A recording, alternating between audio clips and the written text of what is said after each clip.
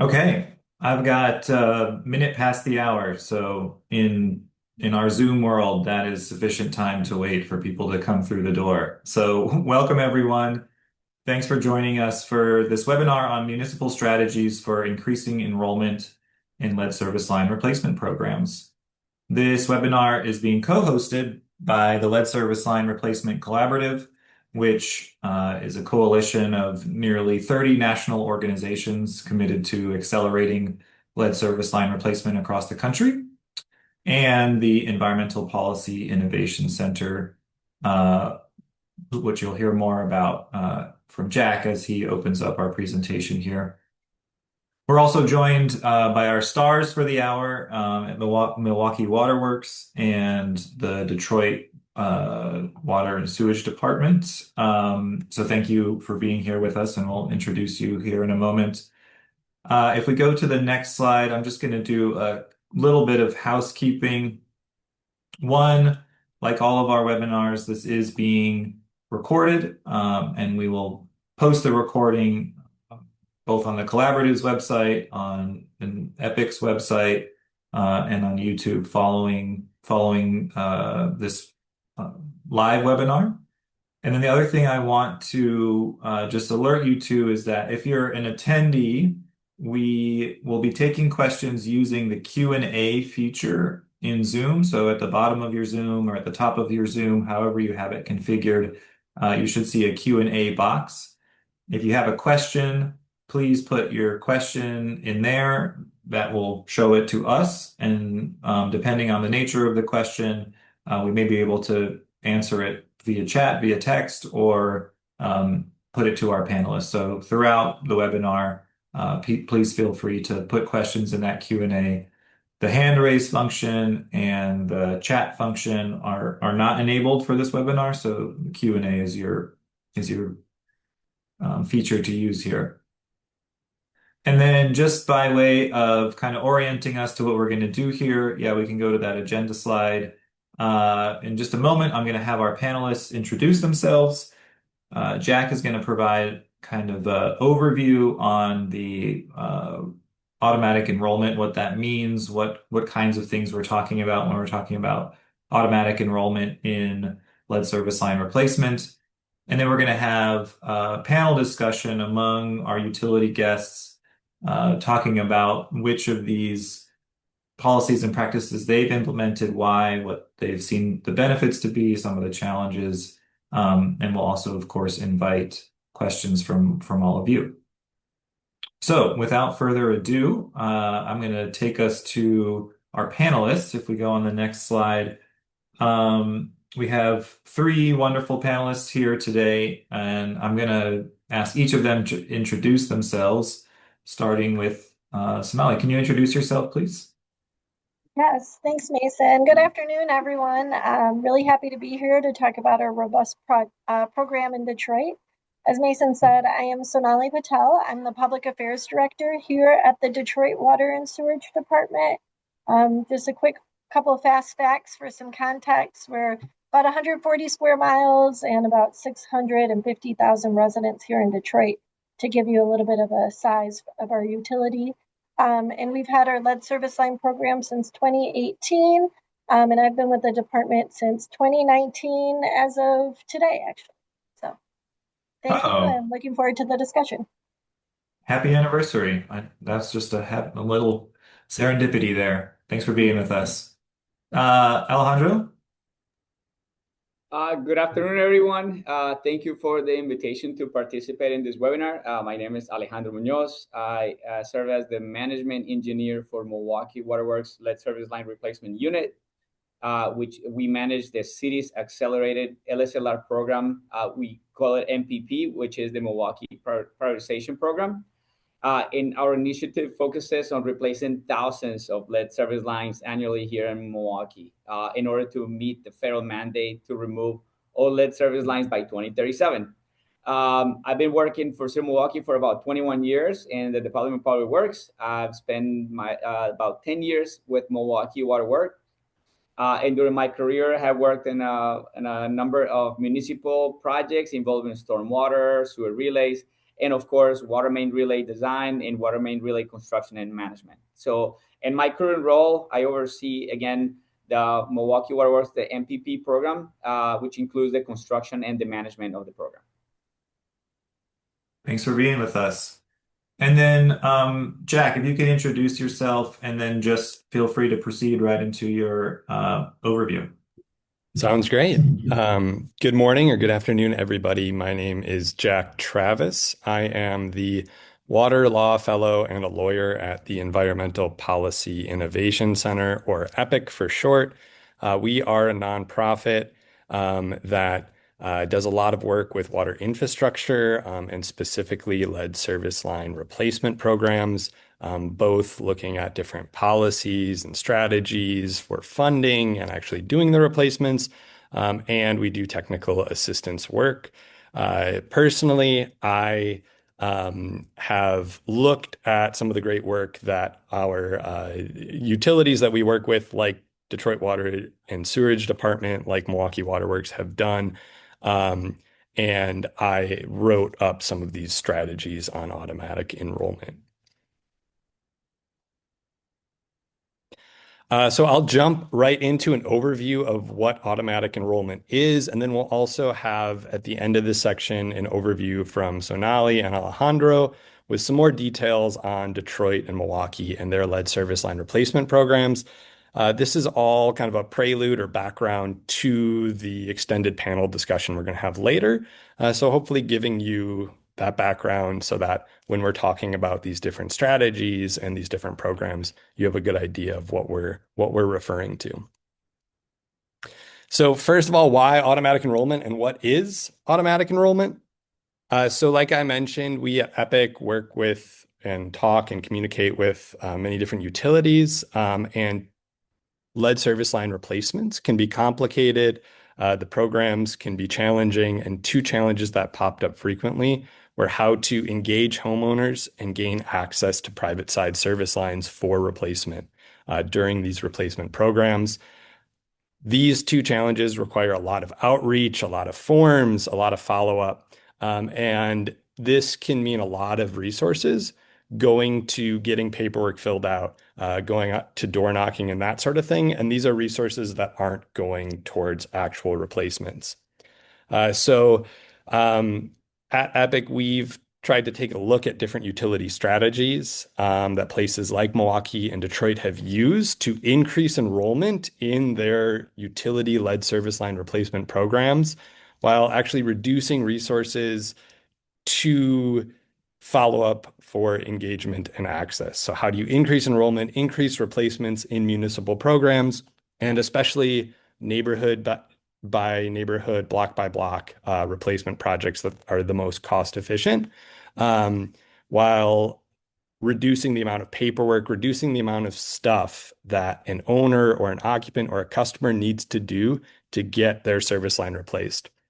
So that's why we call it automatic enrollment strategies, trying to make participation in utility replacement programs as automatic as possible, as easy as possible for the homeowner, for the occupant of the house, so that you can do as many replacements as possible as part of your efficient municipal program. So having said all that, I'm going to run through each of the individual policies before handing it over to Sonali and Alejandro. I'll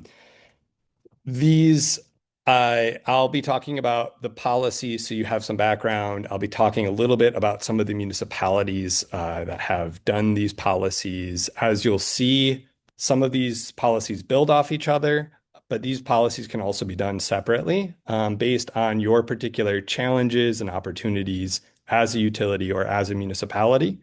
And all these policies and the examples, we have a white paper on that we'll share at the end. If you have any questions on the policies, please put them in the Q&A feature, and as part of our panel discussion, we'll try to get to those.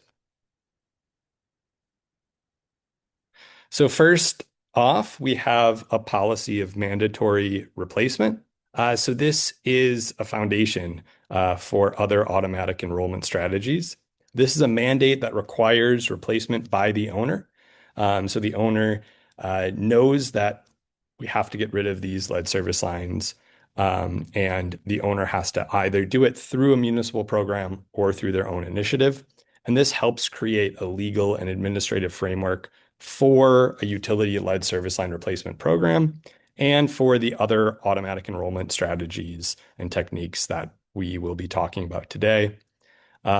You'll hear from Detroit and Milwaukee about their mandates. And then, as you can see over here, we have other municipal and state examples that, like I said, in the white paper we'll be sharing, you can check out if you want to look at particular policies.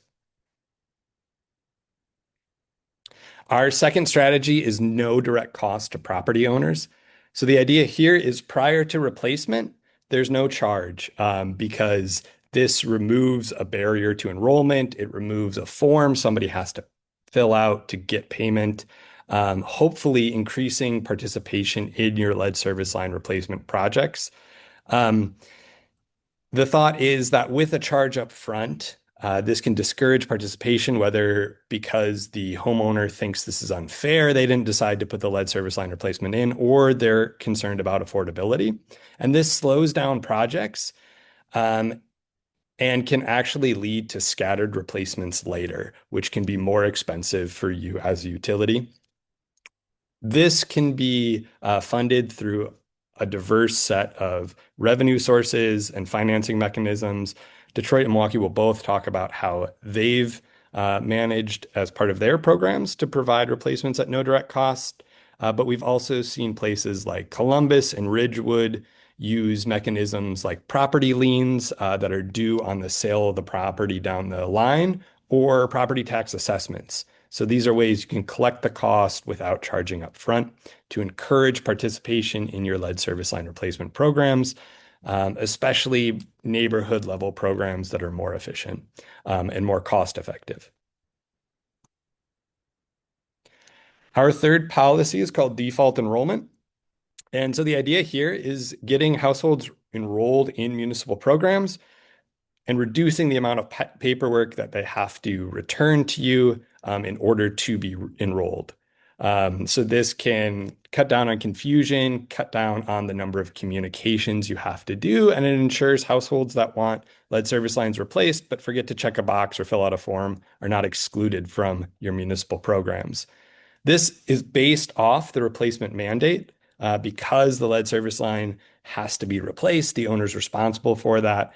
Households then can be included by default into municipal replacement programs.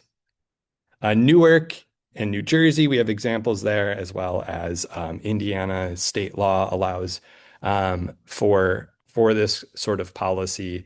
And these policies can look different depending on different programs, but the focus is getting rid of forms required to actually enroll and participate in municipal lead service line replacement programs. Our next strategy is opt-out through owner-initiated replacement. This complements the default enrollment strategy. So this means that when owners have that mandate to do a replacement, if they don't want to be part of your utility replacement program, they can manage their own replacement if they have preferences about how it's done. And then they need to provide proof that they've actually done a replacement in order to opt out of a municipal program. So this allows you to offer owners control over that replacement if they have preferences, but making sure that that actually leads to a replacement and making sure that's on a timeline that syncs up with your municipal lead service line program, so that if that proof is not provided, those owners are default enrolled in a municipal program. Usually this also has the utility coordinating that public side replacement, so we don't have partial replacements going on. And by limiting when the owner can do this replacement or putting a time limit on that before they're just defaulted into your municipal program, you can make it easier to coordinate that public side replacement. Again, this makes sure that the replacement actually gets done. You don't have a scattered replacement later because an owner said they were going to do their own replacement and then they weren't included in your project. So as we'll see, Milwaukee has this policy, and we'll hear more about that later. Our next strategy is occupant facilitation of entry for replacements. So the idea here is that the lead service line must be replaced. It's the owner's responsibility to do this replacement. And as this household is included in your municipal replacement program, you just need access to the service line to replace it because it must be replaced anyways. And the occupant can provide that access to the lead service line. So this can help you finalize scope more quickly. It can help you move forward with confidence, including households in your program and engaging with them, because you can coordinate with the person who actually lives in the household, especially in areas with high rental rates. This allows you to talk to the people who are most affected by that lead service line, who are probably most motivated to get it replaced, and also are easiest for you to find. If you're doing a neighborhood level project, you're interacting with the people who are at the household. And like I mentioned before, this is built on that replacement mandate. And if you're default enrolling households into your utility replacement programs, this ensures that as you're going through doing those replacements, even if you haven't had a lot of contact with the occupant before, you know you can get access from the person who lives at the house. You don't have to worry about getting in contact with an owner who lives elsewhere. So we have examples from Detroit. They'll talk about how this policy helped their program, and then also examples in New Jersey and Indiana that we highlight. Our final strategy is water service restoration after replacement. The idea here is that when you are doing a lead service line replacement, you have to disconnect the water to do that replacement. And that disconnection can be an opportunity to get access for the replacement for those households where you haven't been able to get prior contact with the occupant or with the owner. Hopefully with your engagement, you've been able to get in contact with occupants and owners, but sometimes you've gotten in contact, but now you can't reach that household again. When you've enrolled a household in a program, but you haven't had that much contact before, when you're going through and disconnecting the water to do that replacement, that will get the occupant's attention and be an opportunity to then gain access to the private side to do the replacement of the whole lead service line. Again, this helps ensure that if you're doing a neighborhood level project, you're making sure that you're doing as many replacements as possible when you have the equipment and the workforce in place, so that these are done as cost efficiently as possible. You don't have to be tracking follow-ups of replacements that didn't happen or trying to do scattered replacements later. And then another part of this policy is thinking about future neighborhood level replacement projects, making sure that people don't think that having a replacement project in their neighborhood might lead to long-term loss of service. So the way we've thought about it and written about it is that the replacement itself should not be a trigger for a long-term loss of service. So it should be an opportunity to engage with the occupant or owner. But if you're wrapping up the project within that neighborhood, reconnecting water can help make sure that communities don't think your replacement program might lead to water service loss. So this is the policy we've probably seen the fewest amount of times. Detroit does this in a particular situation when they do replacements with a water main replacement. And then Indiana has a statute that allows for this. So that's the last strategy. If there are any questions, I'll try to take those during the panel, but then I will hand it over to Sonali to introduce the Detroit Water and Sewerage Department. Thank you, Jack. Good afternoon again, everyone. If anyone joined a little late, I'll reintroduce myself. Sonali Patel. I'm the Public Affairs Director here at the Detroit Water and Sewerage Department. And our Public Affairs Department is really embedded in our lead service line replacement program, which launched in 2018, because we very quickly realized the need for robust community engagement to successfully launch this type of program. So a little bit of background on our program. We started in 2018, a little bit before our state of Michigan's LCR revisions. We, at the time, and continue to have one of the most stringent LCR state policies in the country in response to what happened in Flint, Michigan. For proximity, we're about an hour and a half away from Flint, Michigan. So that crisis, really impacted our city as well in regards to there being a lot of education around, lead exposure in every way. And so with that, in 2018, a little prior to the state revising the LCR, we launched our program because we knew that the mandates would be coming.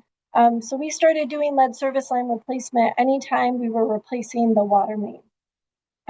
We knew that we would have to do a partial replacement from the stop box anyway, so we said, let's add the few extra $1,000 and replace all the way to the water meter. And then shortly after, the state of Michigan required that for utilities. The state also required about a 5% replacement annually starting in 2018, and also had some other stringent policies that the EPA's revision really followed. So with that, we were, one of the first larger cities to start pushing lead service line replacement. To date, we have replaced about 16,000, and we have one of the largest inventories in the country. We're in the top 5. With using predictive modeling, we estimate about 80,000 lead service lines. But out of that 16,000, we're closer to 70,000 now. So with that, when we launched our program in 2018, we decided to implement the strategies listed here at the beginning.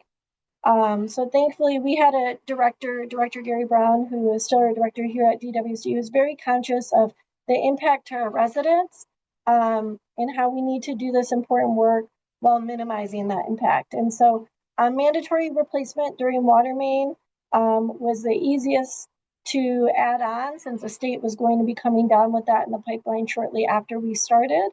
So that requires us to keep 100% response rate, make sure we get houses connected, as Jack mentioned, when we're out there doing the water main replacement.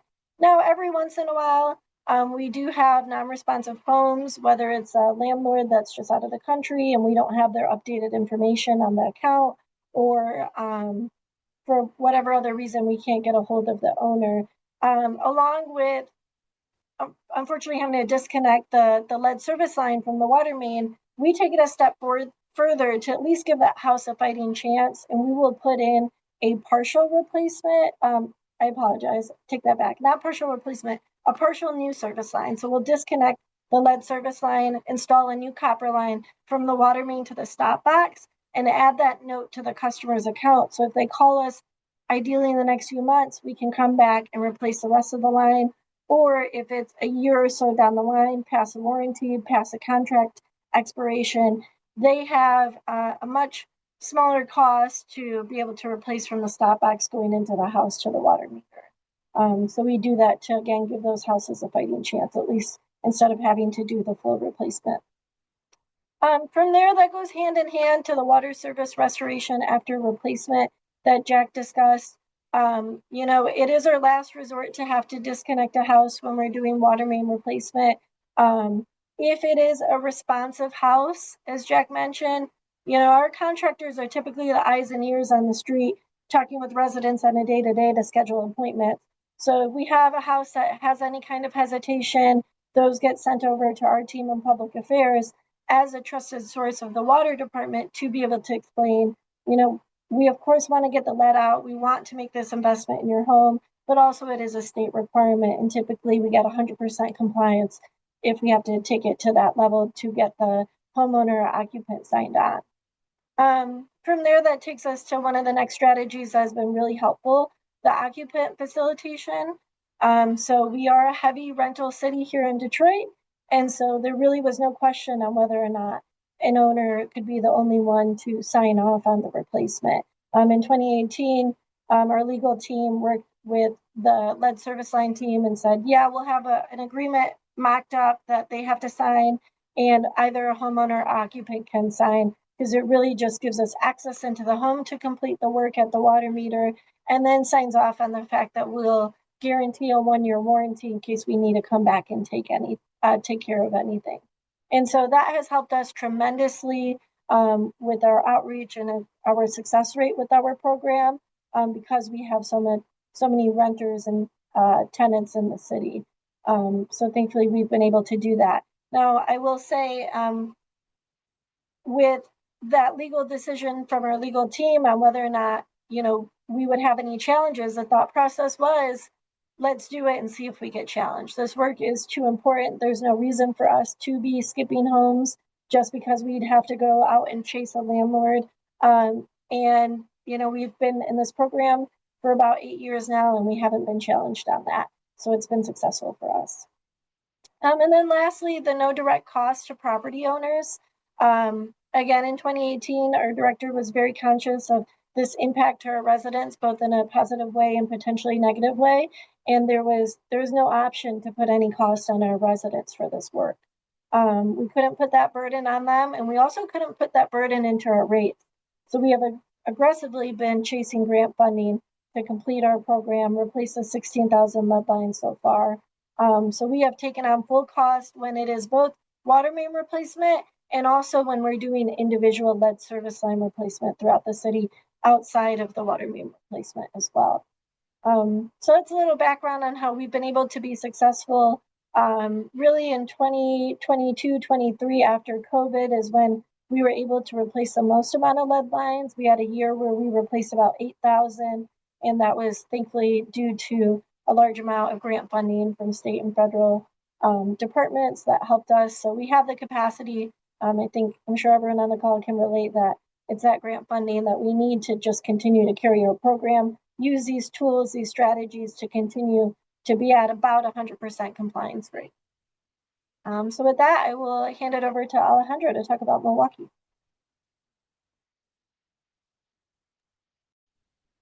Hi, again, thank you for the opportunity to participate in this discussion. So Milwaukee Water Works has been working on lead service line replacement since 2017. Pretty much over that time, our approach has evolved, and we've learned how to help the residents and how to help them to participate in our program. Basically, for us, this work is not just about replacing pipes. It's also to making it easy for the property owners to participate, enroll, and complete the process. Since we started all the replacements in Milwaukee, we have tried to structure a proactive approach, to be able to make these replacements. Again, we had a major turning point back in January 1st of 2017, when Milwaukee began requiring full lead service line replacements rather than allowing the partial replacement. So since 2017, it has to be both the public and the private, and that's how it was structured or a program. Again, the purpose was pretty much straightforward for us, is to basically reduce the exposure to lead in drinking water by removing one source of potential contamination, which is, the lead service lines. So what I would like to report also is that as of December 31st of 2025, we pretty much completed roughly 12,500 lead service replacements. And so far this year, we have replaced up to, I would say last Friday, another close to 1,400. So we're really close to 13,900 replacements to date. But again, we still have a long-term goal of another 65,000 remaining lead services lines that we have to replace by 2037. So Milwaukee Water Works understands how we need to achieve that federal mandate to replace all the lead in 2037. And so we accelerated our LSLR program in 2024. We expanded it into what I mentioned earlier, or Milwaukee Prioritization Program, which we call it MPP. And thanks to the federal funding approved in 2023, the city of Milwaukee was able to remove direct cost to the property owners for replacement work. So from 2017 all the way through 2024, there was a cost share between the property owners and the city of Milwaukee. Um, Definitely removing the cost share made it easier for the residents to participate and to reduce that barrier that we had, which was the cost share. Currently, Milwaukee, we were basically working in two major projects or two major programs. Our initial program was the base program, which is basically our scatter site program that started in 2017. And then we still continue working with the base program, but the the accelerated program, the MPP started in 2024, and this is how we try to accelerate the replacements in our city. Again, for this year, we want to try to maintain a pace of about 5,500 replacements a year in order to be able to achieve the goal of 2037. And definitely, our program has evolved significantly since 2017. A lot of the goals that we have focused on is an improving participation in the program, making neighborhood work more efficient, and speeding up the overall replacement efforts. And that's why we have our new program, the prioritization program, which is basically we work in neighborhoods, in zones, which makes it easier for the contractor to actually be more productive, while working in the block work. So communication is being a big part of the enrollment success. We have used mailers, project notifications. There's been field outreach in project areas, customer service support. We have built in our website FAQs, information even in the website. And we have partnered with community organizations. So again, and our focus is clear. And as we go and reach out to the zones, basically we want to tell the neighborhood why we're doing this work. We want to explain to the residents what this means for the utility and for the city and for them as well. We also tell the residents what they should expect during construction, if there's any cost, which at this time for residential properties, there's no cost, and how the work is going to happen. We continue getting questions from residents. I mean, there's still a little bit of skepticism from residents, especially because of access to the properties. Unlike Detroit, we have to get the consent from the property owner. It's a policy for the utility since 2017. It has been that we have to get the consent from the property owner. And I guess what we have learned also is that we try to get early communication. That helps a lot. If we can reach out earlier to our work zones, it gives us time to spread the message, and basically explain to the property owners what's going to happen, and actually make a smoother transition into construction.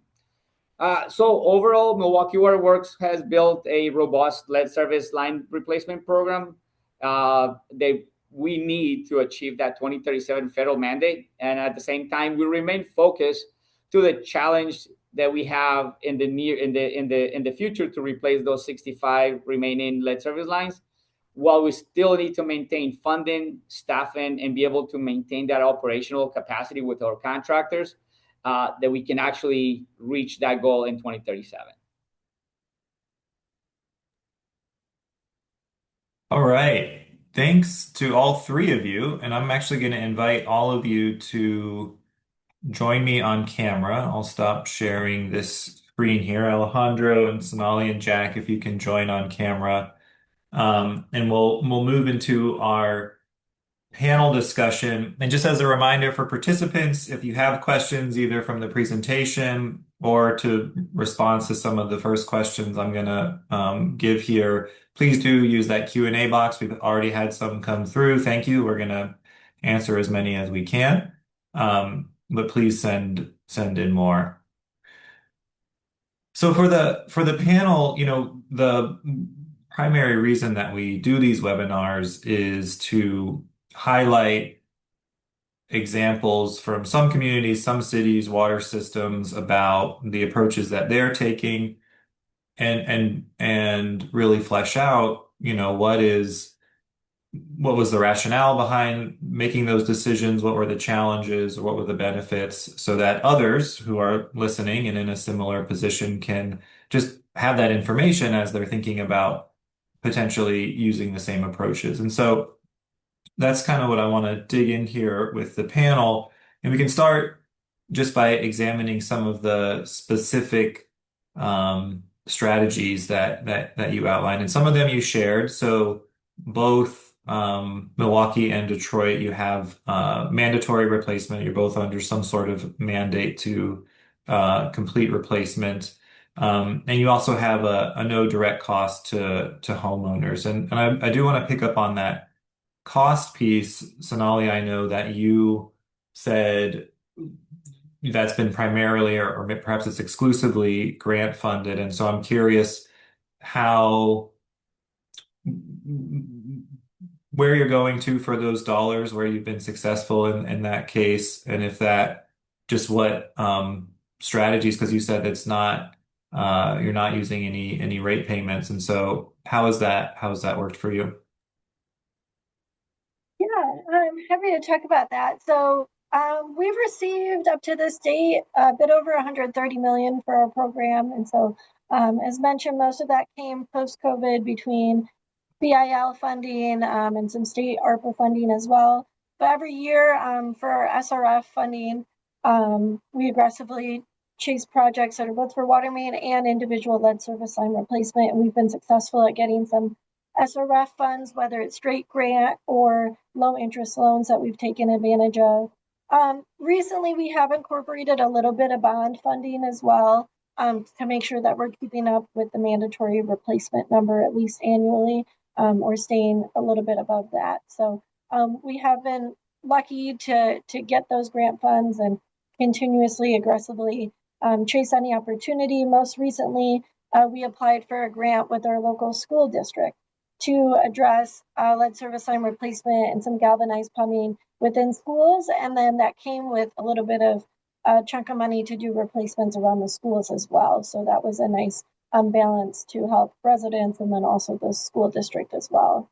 And so that has been crucial for us to take those grant opportunities and maximize them, because here in Detroit, we have a poverty rate at a little bit more than 35%, which is the highest poverty rate out of any city or population. And so we can't burden our residents by rolling this into rates directly, and we have to take advantage of any funding opportunity that's out there.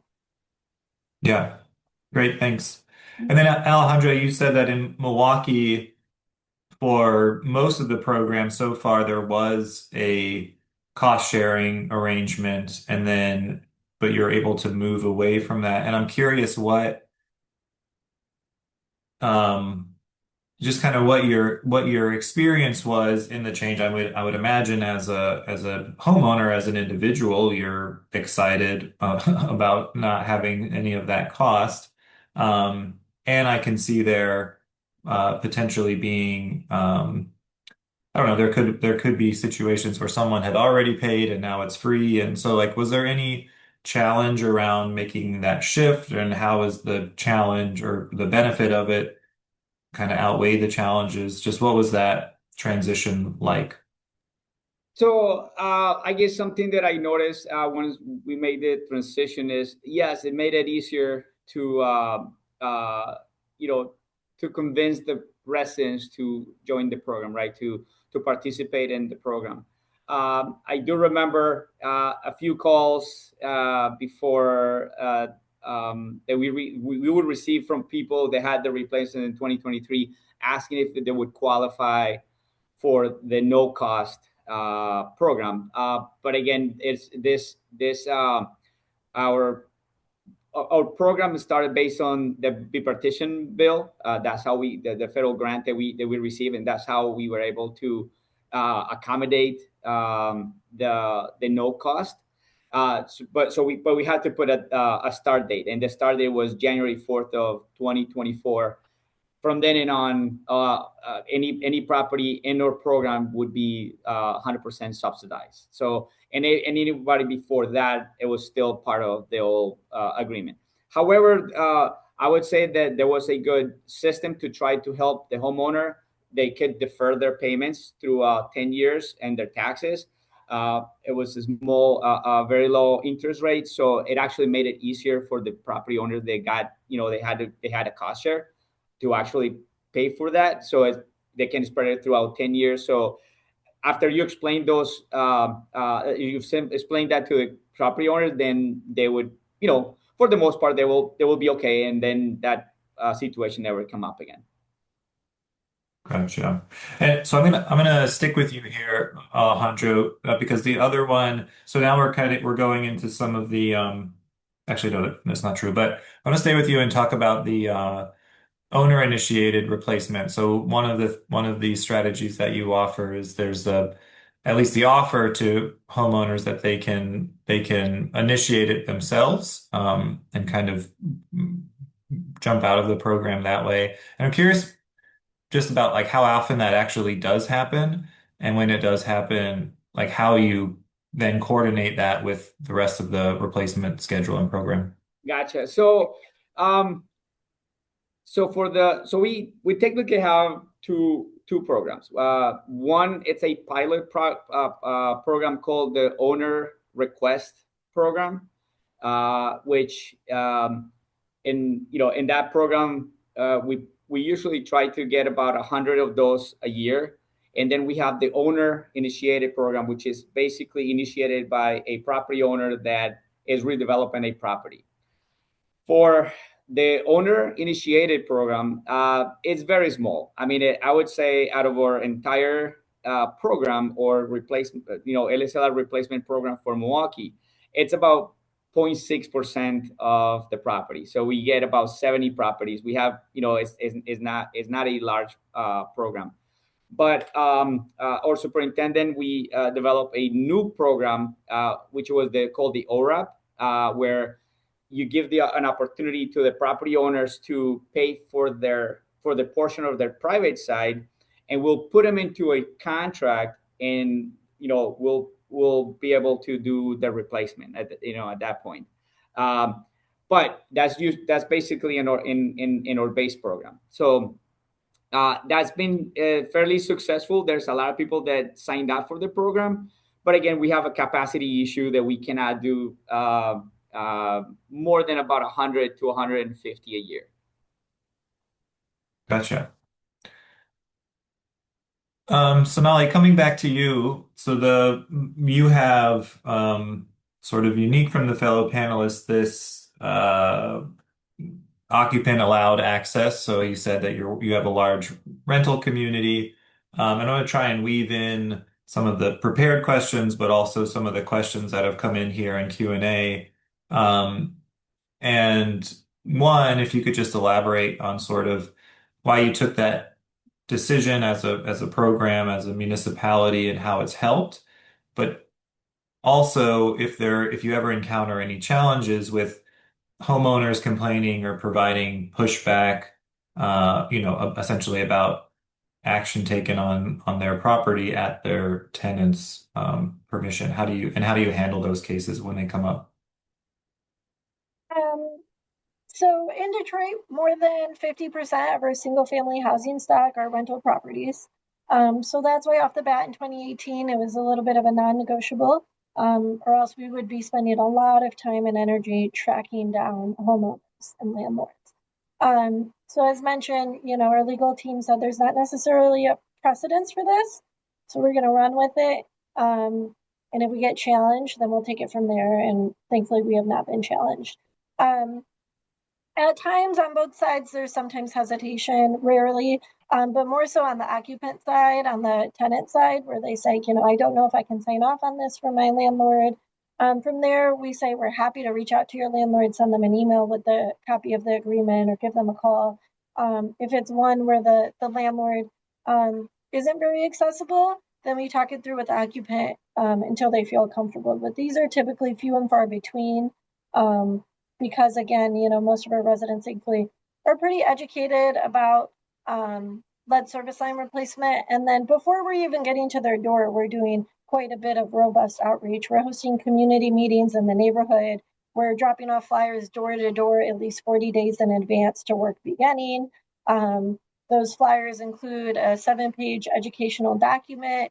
And then from there, right before the contractor starts doing work, they drop off a second door hanger. And so residents are notified. They know it's a city program. Of course, if it's water main replacement, they're seeing all the construction happening on their block. And then we have that language that states it's a requirement versus when we're doing the individual lead service line replacement, we just make sure, we're hitting the house a couple of times. If we're not getting a response, and we're talking it through with the occupant or landlord to make sure they're comfortable to sign that agreement. From there, I think one other option to touch on, or one other item, is we do have a large housing stock that was or currently is owned by our land bank here in Detroit, especially going back to 5 years ago. Thousands of houses either being sold or in ownership of the land bank, which were vacant and had some type of level of blight, whether it was severely blighted and you would never think it would be renovated. It may have been on the demo list at one point, or it was somewhat blighted and could be a good house for rehab. But we have seen miraculous things here in Detroit. We have seen houses go from crumbling to being beautiful and being fully restored. And so that has impacted our program for lead service line replacement for 2 reasons. One, it has really emphasized that we need to get a hold of any owner or occupant that we can. If it's a vacant property, we try to pull information from our assessor's office, from our data, whatever we have, from the land bank if they're willing to share the information of who they sold it to. And then secondly, with water main replacement, really, when we have the mandatory replacement and we will disconnect a lead line if we can't get that replacement done, that has gotten us to create our policy where if we have to disconnect, we will install a new copper line to the stop box. So I slipped up earlier. It's not a replacement. It is disconnecting the old lead service line, putting in a whole new copper line from main to stop box and leaving it there capped. So that way, if the owner comes back within a reasonable amount of time, we can finish it. If not, if it's past when we're done working on that block, they can then pull proper permits and go from stop box into the house and hopefully, save a few dollars there. Yeah, that's great. One, thanks for speaking to sort of the abandoned homes or unoccupied. That was one of the questions that has come in the chat here. So that's thanks for speaking to that. And two, yay for, inner city revitalization. I'm glad that you're seeing some of that in the homes there. Alejandro, I wanted to come back to you, and actually I'll ask this question to both of you. Just kind of speaking more broadly across, okay, you've adopted this suite of strategies over the years, and wonder if you have any evidence of cost savings as a result on, the per line replacement, whether that's from like Jack was saying, reduced paperwork or efforts having to contact folks or whatever it may be. Is that something you're tracking and have any data on? So I would say because I work in construction, right? So we see how the contractors bid on the contracts. Definitely, and these are conversations that we have with the contractors all the time. Or 2 programs. The base program is the scatter site. The contractors move around, right? For the base program, they work in blocks. So when they can work more efficiently, you can see the difference in cost because they can maximize their crews, they can maximize their mobilization, they can maximize their restoration. So for a while, we saw the prices were about the same, but it slowly seems like the scatter site is becoming more, a little more expensive. And I guess we understand why, because a crew can only do, they can do maybe 3 replacements a day if they're doing scatters. But a crew and MPP could potentially do 8 replacements in a day. So it's definitely a difference in the cost from the contractor, to perform the work. So, Sure. So now, how about you? Have you tracked that? Very similar to Milwaukee. Same here where we're seeing a lower cost when we are doing the individual lead service line replacement. We're doing it neighborhood by neighborhood, block by block. And I think the owner occupant permission really helps with that. Outside of course, it is easier to mobilize and whatnot. We wouldn't have that if we couldn't allow the occupant to grant the permission. Again, here, especially in Detroit, with more than 50% of our single family homes being rentals, right? We would be much more scattered. So I would say that policy out of all has helped us the most to really decrease costs. Along with that, we've done robust contractor outreach, really diversified our contractor base. We have subcontractors that have been subs for 5, 6, 10 years, and they're becoming primes for lead service line replacement and really boosting their business and giving them great opportunity. And so, of course, that's helped with their costs as well. But the owner occupant permission largely has to do with it. Yeah, thanks. Mhm.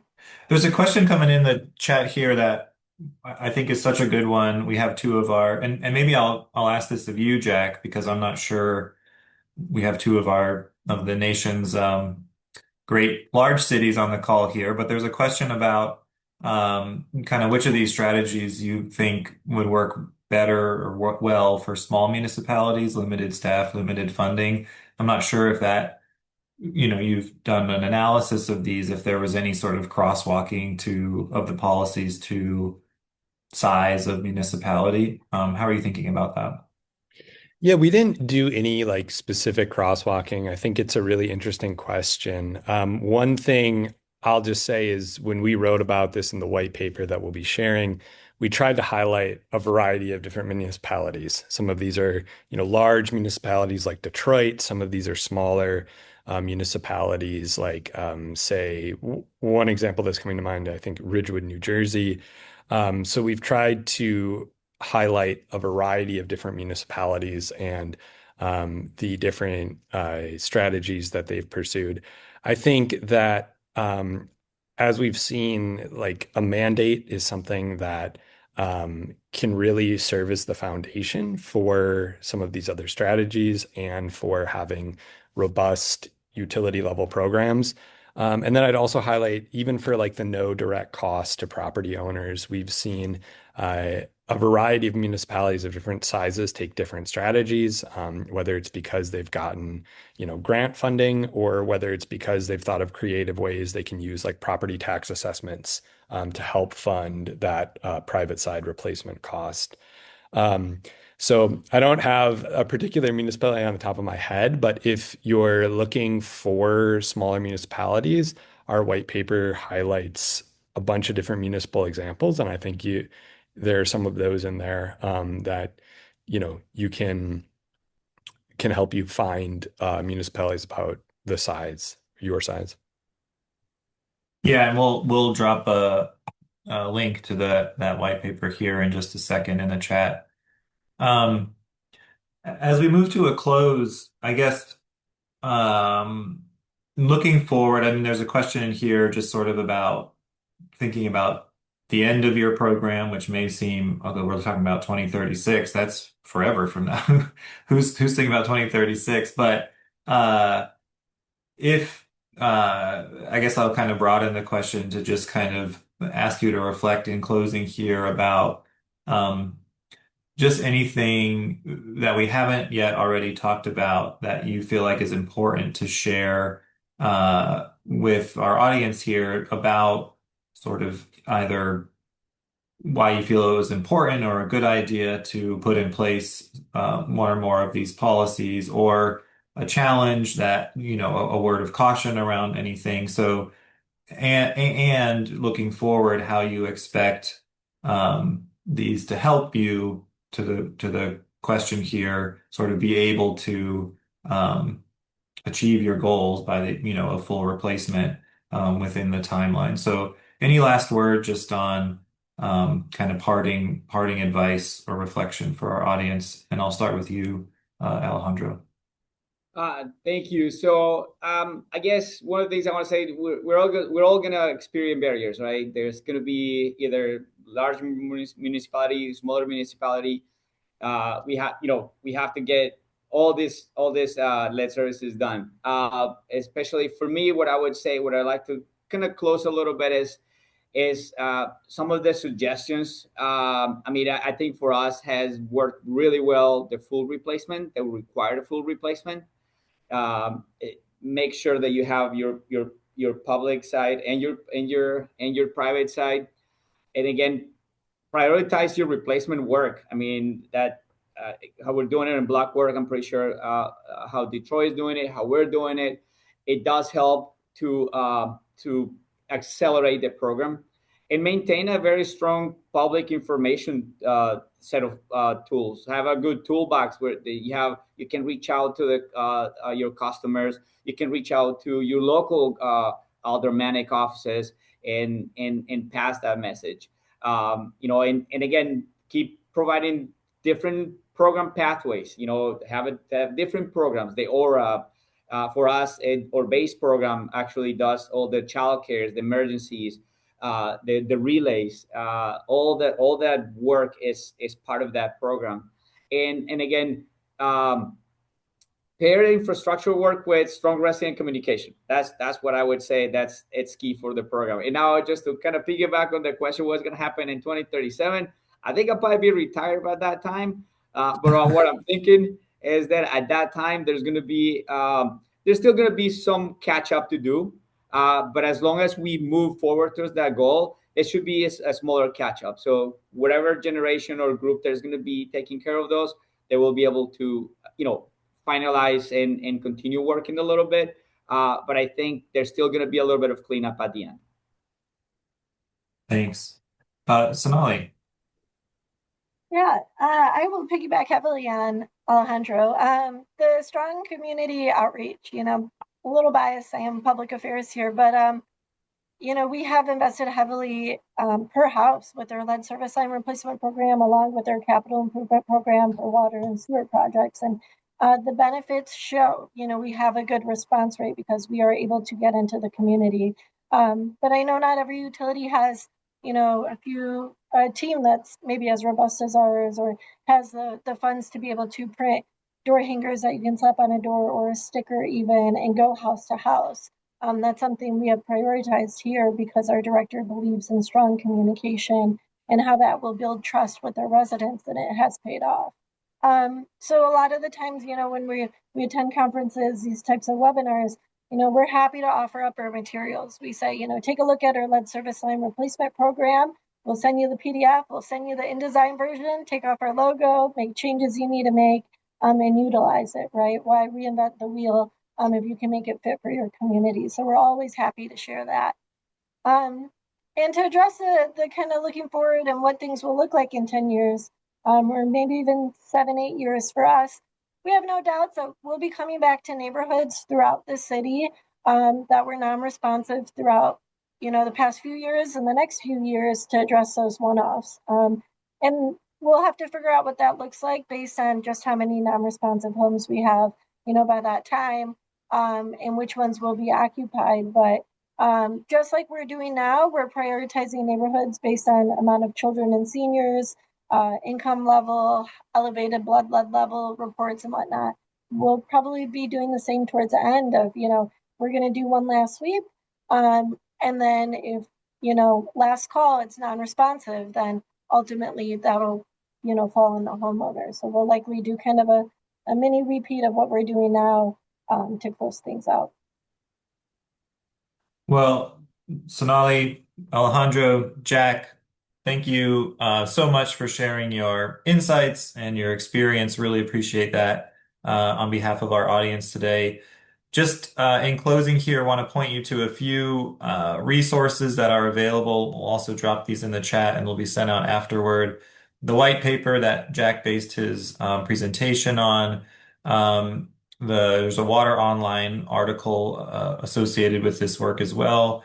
As a reminder that the lead service line replacement collaborative, all of our webinars on this topic and all of the ones we've done over the last I guess it's 10 years now, are available on our website in a library. Lot of rich information in there.